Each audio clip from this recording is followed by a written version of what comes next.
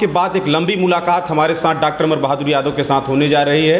चुनाव का परिणाम इनका बहुत अच्छा तो नहीं रहा, लेकिन समाज में एक अलग पहचान के साथ लगातार समाज सेवा कर रहे हैं। इन्हीं सभी बातों को लेकर इनसे मैं बातचीत करता हूं। बहुत स्वागत बहादुर जी मेरे साथ जुड़ने के लिए। बहुत बहुत धन्यवाद आपको भी।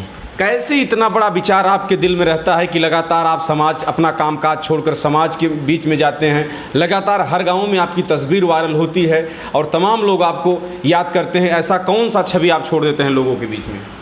देखिए, मैं एक जिला पंचायत सदस्य हूँ जी, और जनता इसी उम्मीद के साथ चुनती है कि भाई हमारा जो जनप्रतिनिधि होगा हमारे सुख दुख में या हमारे और कई मुसीबत में वो काम देगा। जी, तो उसी सिलसिले से हम जो है कि क्षेत्र में निकलते हैं।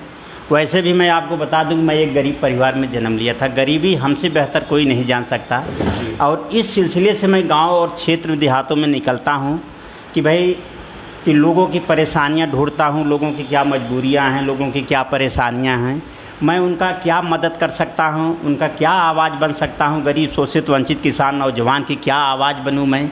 इसलिए इस सिलसिले के माध्यम से हम निकलते हैं समाज में और उनको उत्साहित करते हैं, प्रोत्साहित करते हैं कि आप जो है पढ़ने वाले बच्चों को एकत्रित करते हैं कि आप पढ़ो, जो संभव मदद हमसे लेना चाहते हो, अगर आप पढ़ने वाले बच्चे हो तो हम आप लोग के साथ खड़े हैं। हम आर्थिक ढंग से आप लोग की जो भी मदद होगी हम करेंगे और आप आगे पढ़ें। तो लगातार जैसा कि हम लोग भी तमाम तस्वीर डॉक्टर अमर बहादुर की देखते हैं, तमाम असहाय, तमाम ऐसे लोगों के यहाँ पहुँचकर खुद मदद करते हुए दिखाई भी देते हैं। डॉक्टर साहब, तमाम सवाल उठते हैं राजनीतियों को लेकर। मैं एक बात पूछना चाहता हूँ, तमाम बड़े नेता, तमाम मंत्री विधायक जब क्षेत्र में जनता उनको प्रतिनिधि बना देती है तो गायब हो जाते हैं, लेकिन आपसे मैं पूछना चाहता हूं, तमाम जिला पंचायत सदस्य हमने देखा है, लेकिन जिस यूनिटी पावर के साथ आप क्षेत्र में लगे रहते हैं, इसका मुख्य कारण क्या है? नहीं, मैंने बताया ना कि मैं शोषित किसान वंचित नौजवान बेरोजगार की आवाज़ बनना चाहता हूं जी। और मैं इसीलिए भाई मेरे अंदर एक भावना बचपन से जो मेरे पिता और माता ने सिखाया कि जातवाद या कभी किसी के साथ भेदभाव, चाहे किसी भी जाति धर्म का, उससे हमसे नहीं मतलब है।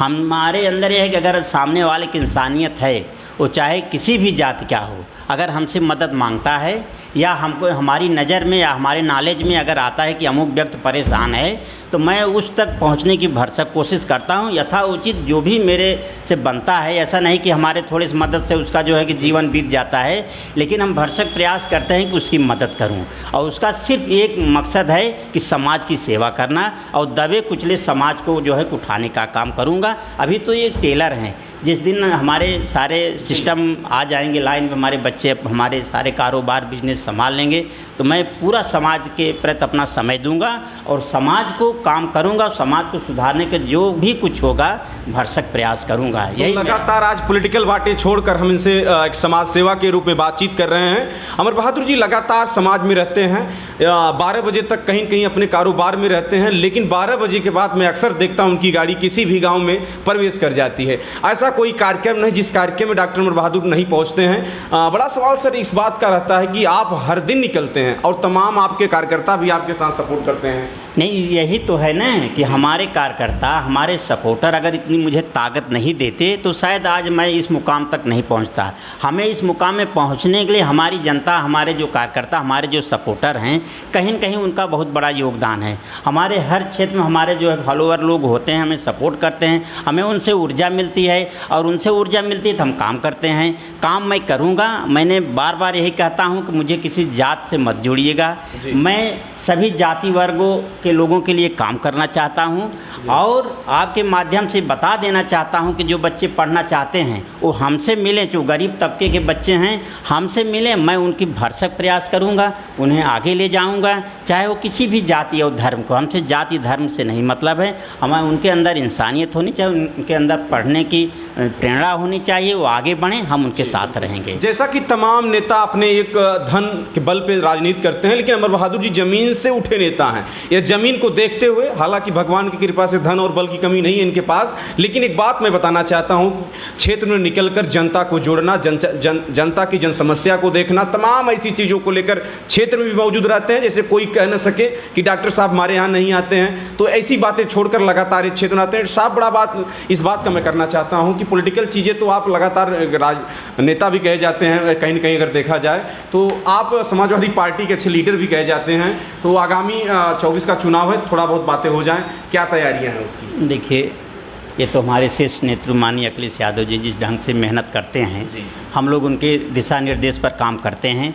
जो माननीय जी का दिशा निर्देश होगा, हम लोग 2024 के लिए एकदम तैयार हैं। कहीं न कहीं जो ये काम करते हैं 2024 से भी जोड़कर हम लोग काम करते हैं अभी से, और 2024 को हम लोग बहुत मजबूती के साथ आएंगे। अभी आपने टेलर देखे, बिहार से शुरुआत हो चुकी है, तो हम आने वाले समय में 2024 के लिए हम लोग अपनी मजबूती के साथ जनता के बीच में जाएंगे। क्योंकि इन्होंने जो किया है, जो कहा था, जनता के जुमलेबाजी करके उन्होंने वोट ले लेते हैं, लेकिन कहीं दिखाई नहीं देता है। कहीं कई बड़ी समस्याएं, जैसे बिजली की बात ले, बेरोजगारों की बात ले लीजिए, महंगाई की बात ले लीजिए, कहीं ये हर अपने एजेंडे से फेल हैं। बशर्ते यह है कि चलिए सत्ता में हैं, अपना काम करते रहें, आने वाले समय में जनता बताएगी इनको। तो जैसा कि ये तो समय की बात होती है, तमाम पॉलिटिकल पार्टियां कुछ दिन तक बाहर रहती हैं, फिर आ जाती हैं, लेकिन डॉक्टर साहब बिहार का चुनाव बड़ा ही अजब रहा। तेजस्वी जी ने बिहार की जो सरकारें थी उसको फिर से पलटकर अपने पक्ष में ले लिया, इस बात को लेकर आप क्या कहेंगे? देखिए, जनता तो तेजस्वी जी को पहले से ही चुना था, लेकिन छोटी मोटी गलतियों की वजह से वो बिखर गए थे।